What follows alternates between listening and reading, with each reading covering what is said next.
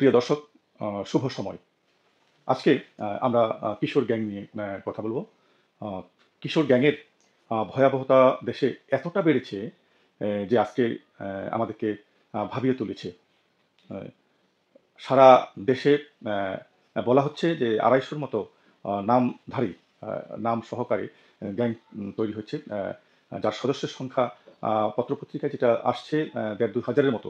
আসলে বাস্তবতার সাথে এই বিষয়টার কোনো মিল আমরা অন্তত খুঁজে পাই না। হাজার হাজার কিশোর গ্যাং ইতিমধ্যে তৈরি হয়েছে। আমরা জানি যে ২০১৭ সালে আহ, উত্তরার একজন ছাত্রকে আহ, খেলা মাঠে নির্মমভাবে হত্যার পর এই কিশোর গ্যাংয়ের বিষয়টি একেবারে সামনে এসে যায়। কিশোর অপরাধ আগেও ছিল, এখনও রয়েছে, তবে এখনকার ভয়াবহতা বেশি অনেক। তো কিশোর গ্যাং হঠাৎ কিভাবে এভাবে দেশে মাথাচাড়া দিয়ে উঠলো সেই বিষয়টি সামনে আসে। বিগত সরকারের সময়, আমি আসলে এটা বলতে হচ্ছে যে বিগত সরকারের সময় আহ, রাজনীতিতে তাদের ক্ষমতা টিকিয়ে রাখার জন্য, রাজনীতি টিকিয়ে রাখার জন্য সবাইকে সম্পৃক্ত করেছিল, মিটিং মিছিল বিভিন্ন অপরাধের সাথে যুক্ত করেছিল।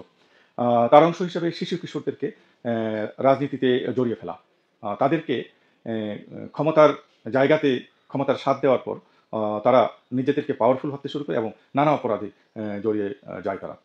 বিভিন্ন অপরাধ করেও পার পেয়ে যাচ্ছিল বিভিন্ন গডফাদারদের কারণে। তাদের যারা পৃষ্ঠপোষকতা করতেন, তাদের যারা লালন পালন করতেন, তারা যারা যে রাজনৈতিক দলের ছত্রছায়ায় ছিল, তাদের কারণে বরাবরই তারা নানা অপরাধ করে বারবার তারা পার পেয়ে যাচ্ছিল। গ্রেপ্তার হয়নি তা না, অসংখ্য গ্রেপ্তারের ঘটনাও ঘটেছিল, কিন্তু পরক্ষণেই জামিনে বেরিয়ে এসেছে তারা। আসলে আর কিশোর আইনের বিষয়টি এমন না, যদিও আমরা কিশোর গ্যাংয়ের কথা বলছি, সেটা ১২, ১৩, ১৪, ১৫, ১৬ বছর, ১৮ বছরের মধ্যে রয়েছে, কিন্তু আমরা লক্ষ্য করছি যে এখন যে গ্যাংগুলো গড়ে উঠেছে তা অনেক ১৮ বছরের ঊর্ধ্বের ছেলে মেয়েরাও রয়েছেন। তো যার কারণে তাদেরকে কিন্তু আইনের তাদের বিষয়টা কিন্তু একটা অন্য একটা বিষয় রয়েছে, যে কিশোরদেরকে কিশোর আইনের আওতায় আনা। আহ, সেই আদালতও রয়েছে দেশে কিছু। আহ, আজকের বিষয় না, অনেক পুরনো বিষয়। ঢাকার পাশে রূপগঞ্জে এখনকার যে মুরাপাড়া ডিগ্রি কলেজ, সেই ডিগ্রি কলেজটি একসময় কিশোর অপরাধীদের কেন্দ্র ছিল। সেখানে তাদেরকে কাউন্সিলিং করা হতো, তাদেরকে আটকে রেখে কাউন্সিলিং করা হতো। এখন এটা খুব বেশি একটা আমরা লক্ষ্য করি না। আহ, যার কারণে শিশু কিশোররা একেবারে খুব বেশি দাবড়ে বেড়াচ্ছে সারা দেশ জুড়ে। তো আমি খুব ক্লিয়ারলি বলতে চাই যে বিগত সরকারের সময় এই কিশোর গ্যাং বেড়েছে, কিন্তু এখন সেটা কমে গেছে সেটা বলা যাবে না। ওই সময় যেই রাজনৈতিক দলের নেতারা, যেই গডফাদারগণ তাদেরকে আশ্রয় প্রশ্রয় দিতেন, তারা শুধু ওই নেতা, ওই গডফাদারদের পরিবর্তন করে নতুন গডফাদারদের আশ্রয় চলে এসেছে। যার কারণে আহ, কিশোর গ্যাংয়ের প্রবণতা, অপরাধ প্রবণতা কমছে না কোনোভাবেই। নির্লজ্জভাবে শিশু কিশোরদেরকে রাজনীতিতে সম্পৃক্ত করা অত্যন্ত ন্যাক্কারজনক, ঘৃণিত একটি কাজ। শিশুরা অপরাধে জড়িয়ে যাওয়ার কারণে দেশে অনেক অপরাধ বেড়েছে। আগে সন্ত্রাসীরা, গুটি কয়েক সন্ত্রাসীদের মাধ্যমে অপরাধগুলো বিভিন্ন জায়গায় সংগঠিত হতো। এখন দেখা যাচ্ছে শিশু কিশোরদের মধ্যে অপরাধ প্রবণতা, সন্ত্রাসী ভাব তৈরি হওয়া, যার কারণে পাড়া মহল্লাগুলোতে সন্ত্রাসী কর্মকাণ্ড ঘটছে। নানা নামে এই কিশোর গ্যাং রয়েছে। ধরে খামু, আয়তরা, এই ধরনের বিশ্রী সব নাম রয়েছে। বাবুল গ্যাং, সুমন গ্যাং, এই যে নামধারী গ্যাংগুলো, আসলে তারা কিন্তু ফেসবুক ব্যবহার করছে, ফেসবুক গ্রুপ তৈরি করে প্রকাশ্যেই তারা কিন্তু তাদের অবস্থার জানান দিচ্ছে। আসলে তাদের রোধ করা যাচ্ছে না, শুধু রাজনৈতিক ছত্রছায়ার কারণে। আগেও যেমনটা ছিল, আমি বলবো সেই জায়গাটাতেই কিশোর গ্যাংয়ের অবস্থাটা রয়েছে। বরঞ্চ কোনো কোনো ক্ষেত্রে বেড়েছে বলবো। রাজধানী ঢাকাতে কম করে পত্রপত্রিকার হিসাব অনুসারে ১৩৭টি কিশোর গ্যাং ঢাকাতে রয়েছে। সেটার সংখ্যা আরও বেশি। তো এভাবে এই যে কিশোর গ্যাং গ্যাং আর কিশোরদেরকে এই অপরাধে জড়িয়ে ফেলা, আহ, এই কারণে চুরি ডাকাতি ছিনতাই সব বেড়েছে। কি করছে না তারা? ধর্ষণ থেকে ধরে ধরে সেই স্কুল কলেজের শিক্ষার্থীদেরকে উত্ত্যক্ত করা, ছিনতাই ডাকাতি রাহাজানি খুন খারাপি, সব কিছুর সাথে জড়িত হচ্ছে এই শিশু কিশোররা।